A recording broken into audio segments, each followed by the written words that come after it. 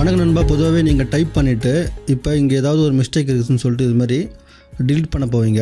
இது மாதிரி டிலீட் பண்ண போகும்போது என்ன சொல்லிட்டு கேட்டிங்கன்னா ஒரேடியாக வந்து எல்லாமே வந்து இது மாதிரி டிலீட் ஆகிடும். இது மாதிரி டிலீட் ஆகும்போது உங்களுக்கு ஒரு ட்ரிக்ஸை சொல்கிறேன். என்னென்னு சொல்லிட்டு கேட்டிங்கன்னா, எங்கேருந்து டிலீட் ஆச்சுன்னு சொல்லிட்டு பாருங்கள். இப்போ உதாரணத்துக்கு இங்கே இந்த இடத்துல வந்து டிலீட் ஆகிக்குது. இப்போ என்ன பண்ணிங்கன்னா, இங்கே ஒரு குச்சி மாதிரி தெரியுது பார்த்தீங்களா, கர்சர். இந்த கர்சர் மேலே இப்படி கிளிக் பண்ணிவிட்டு கீழே ஒரு பபுள் மாதிரி ஆப்ஷன் வருது பாருங்கள். இந்த பபுள் ஆப்ஷன் மேலே கிளிக் பண்ணுங்கள். இதுமாதிரி கிளிக் பண்ணிவிட்டு இங்கே வந்து பார்த்தீங்கன்னா அண்டுன்னு சொல்லிட்டு ஒரு ஆப்ஷன் இருக்குது. இந்த அண்டு மேலே என்ன பண்ணுறீங்கன்னா இதுமாதிரி கிளிக் பண்ணுங்கள்.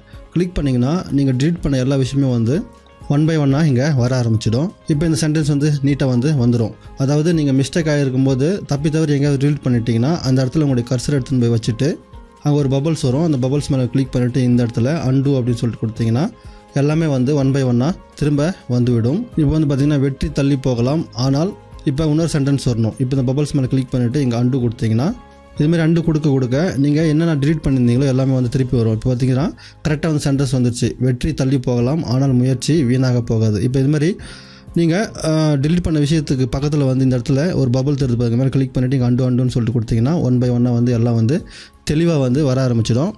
இந்த இன்ஃபர்மேஷன் உங்களுக்கு பிடிச்சிருக்கும் நம்புறேன். பிடிச்சிருந்தா மறக்காம ஃப்ரெண்ட்ஸுங்களுக்கு ஷேர் பண்ணிங்க. அவங்களுக்கு ஹெல்ப்ஃபுல்லாக இருக்கும். மீண்டும் அடுத்த வீடியோவில் சந்திப்போம். தங்களின் பண்ண நேரத்திற்கு நன்றி.